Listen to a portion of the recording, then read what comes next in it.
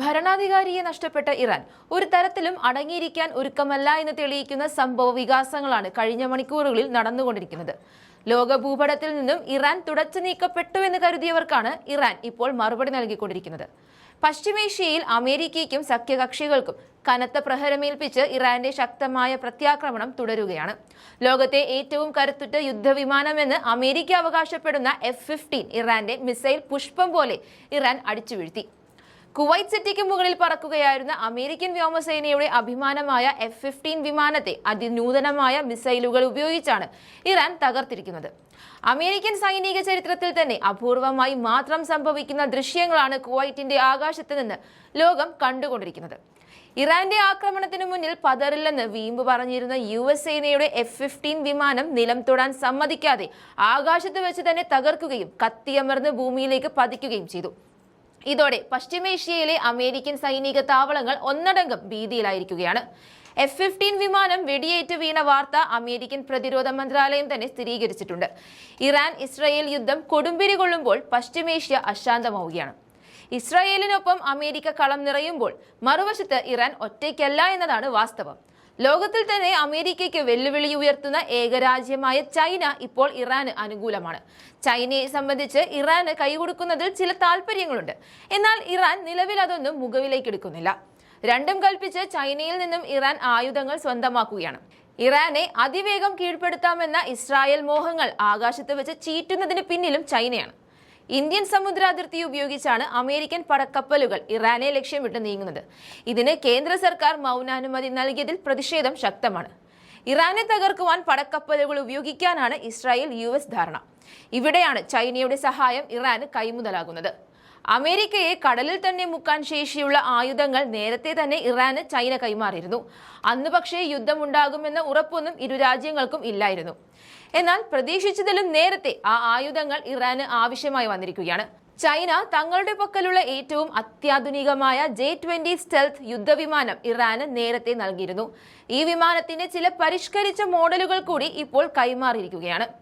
ഇറാന്റെ വ്യോമസേനാ മേധാവിക്ക് ചൈന ഔദ്യോഗികമായി തന്നെ നേരിട്ടാണ് വിമാനങ്ങൾ കൈമാറിയിരിക്കുന്നത്. ഇരു രാജ്യങ്ങളും തമ്മിൽ കൂടുതൽ ശക്തമാകുന്ന സൈനിക സഹകരണത്തിന്റെ പ്രകടമായ അടയാളമായാണ് പ്രതിരോധ വിദഗ്ധർ ഇതിനെ വിലയിരുത്തുന്നത്. റഡാറുകളുടെ കണ്ണുകൾ വെട്ടിച്ച് പടക്കപ്പലുകളിൽ നാശം വിതയ്ക്കാൻ ശേഷിയുള്ള യുദ്ധവിമാനം കൂടിയാണ് ഇതെന്ന രാഷ്ട്രീയ പ്രാധാന്യം കൂടിയുണ്ട്. അമേരിക്ക കടൽ വഴിയാണ് ഇറാനെ തീർക്കാൻ ഇറങ്ങുന്നത്. അമേരിക്കയുടെ പടക്കപ്പൽ ചാരമാകുന്നതോടെ യുദ്ധത്തിൽ ഇറാന് മേൽക്കൈയുണ്ടാകുമെന്നും പറയുന്നുണ്ട്. അമേരിക്കയുടെ A-22, A-35 വിമാനങ്ങൾക്ക് വെല്ലുവിളിയായി ചൈന വികസിപ്പിച്ചെടുത്ത J-20 ലോകത്തെ തന്നെ ഏറ്റവും മികച്ച യുദ്ധവിമാനങ്ങളിൽ ഒന്നായാണ് കണക്കാക്കപ്പെടുന്നത്. ചൈനീസ് വ്യോമസേനയുടെ കരുത്തായ J-20 വെറുമൊരു യുദ്ധവിമാനമല്ല, മറിച്ച് ശത്രുക്കളുടെ റഡാറുകളെ വെട്ടിച്ച് ആക്രമണം നടത്താൻ ശേഷിയുള്ള അത്യാധുനിക ആയുധമാണ്.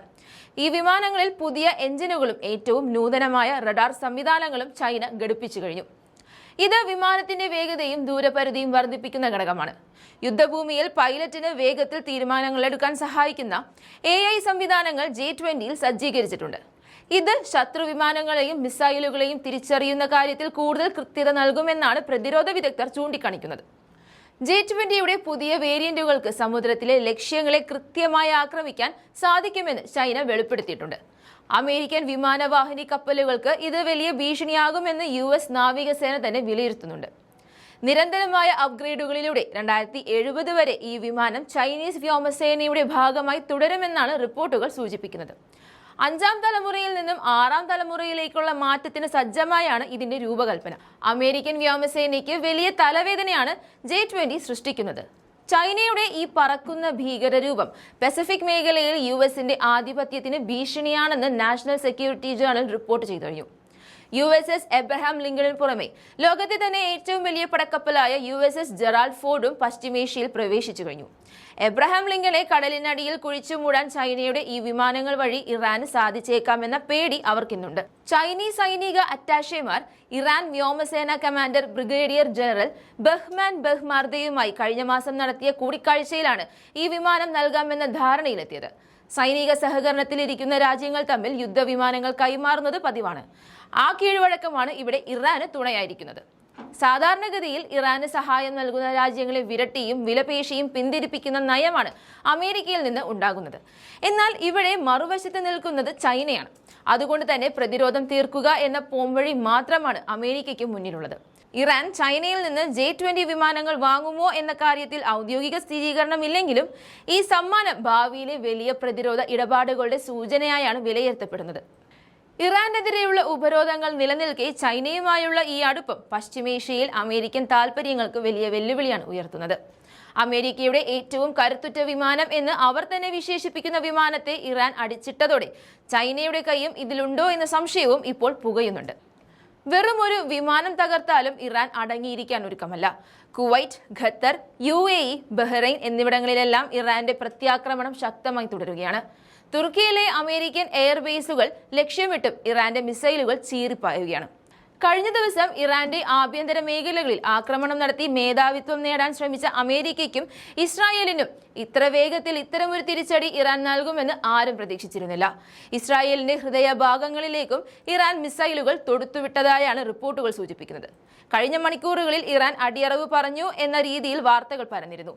എന്നാൽ അമേരിക്കയുമായോ ഇസ്രായേലുമായോ യാതൊരു വിധത്തിലുള്ള അനുരഞ്ജന ചർച്ചകൾക്കും തയ്യാറല്ലെന്ന് ഇറാൻ വ്യക്തമാക്കി.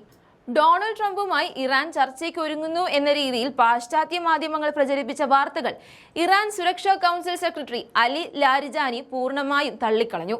കീഴടങ്ങാൻ തങ്ങൾ തയ്യാറല്ലെന്നും അധിനിവേശ ശക്തികൾക്ക് തക്കതായ മറുപടി നൽകുമെന്നും ഇറാൻ പ്രഖ്യാപിച്ചു കഴിഞ്ഞു. 1000-ലധികം കേന്ദ്രങ്ങളിൽ അമേരിക്ക നടത്തിയ ആക്രമണങ്ങൾക്ക് പകരമായി കൂടുതൽ കരുത്തോടെയും കൃത്യതയോടെയും തിരിച്ചടിക്കാനാണ് ഇറാന്റെ തീരുമാനം. തങ്ങളുടെ മണ്ണിൽ വീണ ഓരോ തുള്ളി ചോരയ്ക്കും പകരം ചോദിക്കുമെന്ന് ഇറാൻ മുന്നറിയിപ്പ് നൽകി കഴിഞ്ഞു. ലോകത്തെ ഏറ്റവും വലിയ സൈനിക ശക്തി എന്ന് സ്വയം പ്രഖ്യാപിക്കുന്ന അമേരിക്ക പോലും ഇറാന്റെ ഡ്രോൺ മിസൈൽ സാങ്കേതിക വിദ്യയ്ക്ക് മുന്നിൽ പതറുന്ന കാഴ്ചയാണ് കാണുന്നത്. UAEയുടെയും ഖത്തറിന്റെയും ആകാശത്ത് പ്രത്യക്ഷപ്പെട്ട ഇറാന്റെ ഡ്രോണുകൾ അമേരിക്കൻ റഡാർ സംവിധാനങ്ങളെ വെല്ലുവിളിച്ചുകൊണ്ട് റോന്തു ചുറ്റുകയാണ്. ഭരണാധികാരിയെയും പ്രധാന സൈനിക തലവന്മാരെയും നഷ്ടപ്പെട്ട വേദനയിലും ഒരടി പോലും പിന്നോട്ടില്ലെന്ന ഉറച്ച നിലപാടിലാണ് ഇറാൻ ജനതയും ഭരണകൂടവും. കുവൈറ്റിലെ US എംബസിയിൽ നിന്നും പുക ഉയരുന്നത് അമേരിക്കൻ ഭരണകൂടം നേരിടുന്ന കനത്ത പരാജയത്തിന്റെ സൂചനയായാണ് വിലയിരുത്തപ്പെടുന്നത്. വരും മണിക്കൂറുകളിൽ ഇറാന്റെ ഭാഗത്തു നിന്നും കൂടുതൽ പ്രത്യാക്രമണങ്ങൾ ഉണ്ടാകുമെന്നാണ് സൂചന.